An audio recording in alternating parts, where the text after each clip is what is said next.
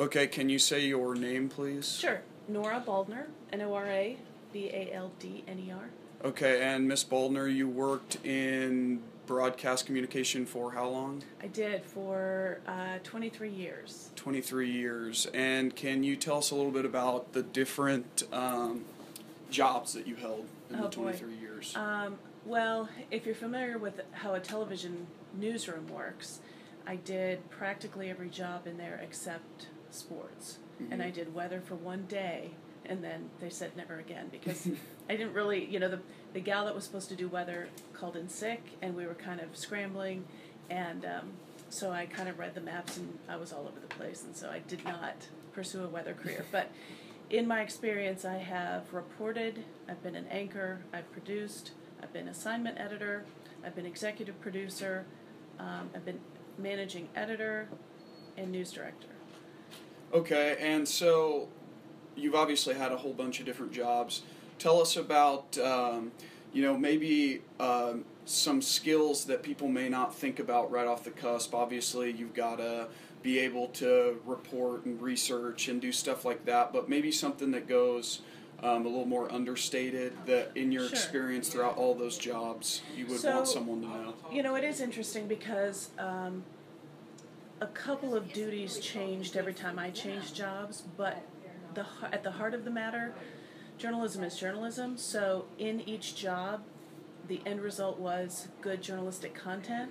So it was either I was reading it if I was an anchor, I was writing it if I was a reporter, I was organizing it in some fashion if I was a producer.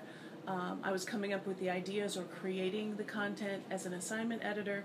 And then once you get beyond that level and you're into either executive producer or news director, then you start to get more administrative duties, and you're worrying about budgets instead of worrying about interviews, which is kind of hard to if your heart is with creating the product and doing the interviews and the reporting.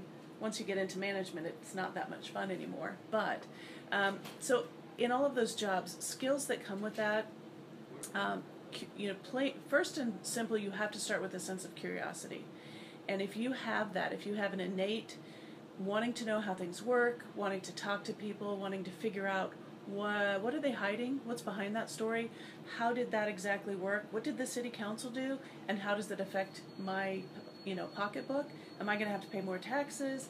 If there's an innate sense of curiosity, then the skills you need are being able to ask questions, being able to write down notes and understand what the person is trying to tell you, being able to compile that information in a very understandable and clear way, which is more difficult than it sounds. In order to write a good news story, you really have to be able to think clearly and kind of in order, so that you're not in one paragraph someone is dead and the next paragraph they're alive and then the third paragraph they're dead again. You really have to have a sense of organization. So there's two skill sets. There's really the content where you're either reporting or writing or putting it in a certain order, and then there's the practical skill set. Can you run a camera? Can you read a teleprompter? Can you operate Microsoft Word? Or can you operate software that is proprietary to the industry? So there's a lot of computer programs that you really don't use unless you're in the industry. Okay, and since you mentioned stuff about the computers and everything that's happening in the industry, tell us about broadcast. Is obviously, I would say maybe the bigger thing with that field is how dynamic it is, especially you've been in 23 years. I can only imagine where you started and where you ended with where you get information from, how you get that information, the rate at which you get that information. So if you could talk about how quickly the field is changing, where it's going, and what benefits and risks there are with that. I have a funny story to tell you. So I started working in 1989 and in Quincy, and I had worked 2 years previously in Columbia. But when I started here, I don't remember the year, but we were on typewriters, and you used to have the scripts would come in 5-ply sheets, because you would put the thing in the typewriter, and you'd have to send a copy to 5 different people, so they were very thick scripts. So we started off on that, and I was in the newsroom during the transition of bringing in the computer, and it was as I look back now, it was pretty funny because everyone was, tied to that typewriter, and they did not want to go on the computer. They were very nervous about it. But progress is progress, so all the computers got installed, all of the typewriters got taken out, everyone was, getting trained and pretty comfortable on computers. Well, an employee's child came in and started messing around with someone's computer. We didn't know really what was going on, but what had happened is the child inadvertently set it up so that something kept saving automatically, which filled up the storage on the system. And so Saturday night at about 9:40, the whole system crashed, and the show is at 10 o'clock that night. And so we were scrambling to find typewriters because we had to get it on some type of script for the directors and the producers, etc. We had to break through a glass door to get into the business office because we saw one computer in the corner, one typewriter in the corner. We were like, we need that typewriter. No one was around. It was after hours. So the transition, while it can be painful in those situations, that was a big, huge transition from typewriters to computers. Ever since then, obviously it's just been updates, and the hardware hasn't changed, but the software, light years ahead of itself from back then. Something that's interesting that old-time journalists will tell you, the reporters these days have it so easy, all they have to do is get on Facebook to get a story. In my opinion, it's actually more difficult because back in the day, we'd get to work, we'd make a few phone calls, actually talk to real people, set up an interview, take the camera out, do the interview, come back, write up the story. And you really did have to cultivate relationships and cultivate sources so that people were giving you story ideas. Now, there's a bazillion story ideas on your phone. So you could scroll Facebook, you could scroll Twitter, you could look online, you could Google something and find a story idea. Why I think that's harder is now you have to really sift through all of the noise in order to get what's important and what stories you want to report. So what's timely, what's local, what's happening right now, that sort of thing. So watching the transition from back in the day where the technology was pretty crazy, to where it's very easy now, it's still, about talking to people, and it's still about connecting with someone you want to interview and tell their story. Does that make sense? Yeah, Is that kind of what you asked? Yeah. I mean, overall, it was just more, that was good. That's something I can really use, because I'm just looking for, what's the bigger changes. And like you said, it's some people see that as more difficult. And like you said, it's almost like you can't pick because there's so many good options, and you almost have an endless stream of information. So, no, I think I got basically. In some ways, it's a lot easier now. In other ways, it's more difficult because, there's just so much coming at us, and there's so much competition.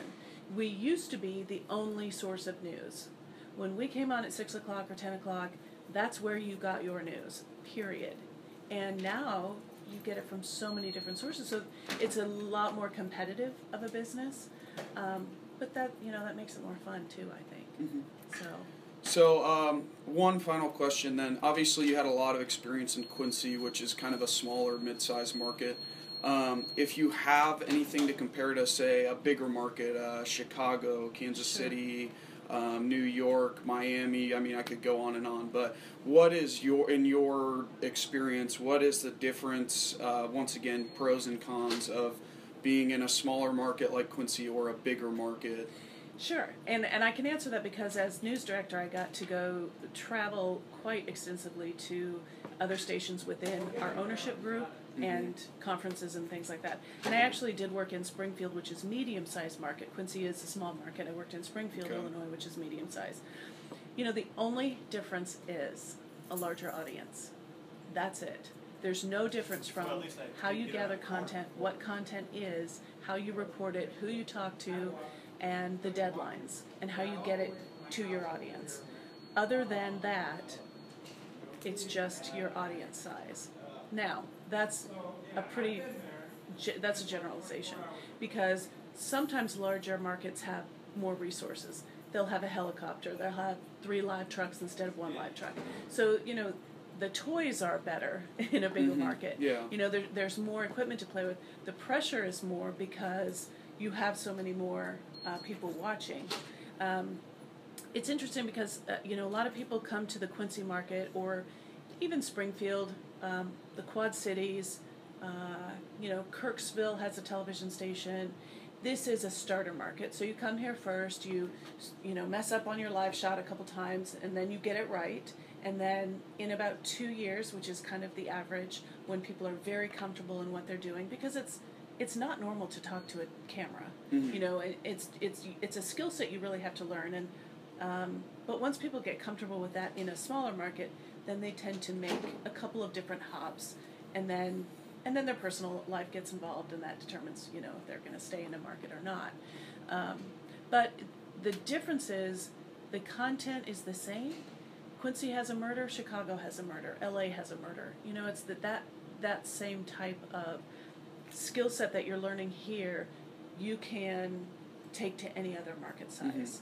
So, but it's very, you know, a lot of people entering the business think that it's bad to start in a small market. They think they're not good enough to start in a big market, when the truth is everyone needs to start either small or medium, just to learn, just to get the bugs out, just to understand, you know, well, how do you cover this type of Adams County board meeting or something like that. So in my opinion, the difference is the bigger markets have maybe better facilities, a lot more pressure, bigger audiences. Smaller markets, you get your hands into everything and you do everything, and so you learn every part of the business before you get to the bigger markets. Okay. But there's definitely there's definitely a cycle of starting small and then going big. So. All right. I think that just covers it. Those were kind of the major questions I had. So, thank you. I appreciate it for you taking the time. That's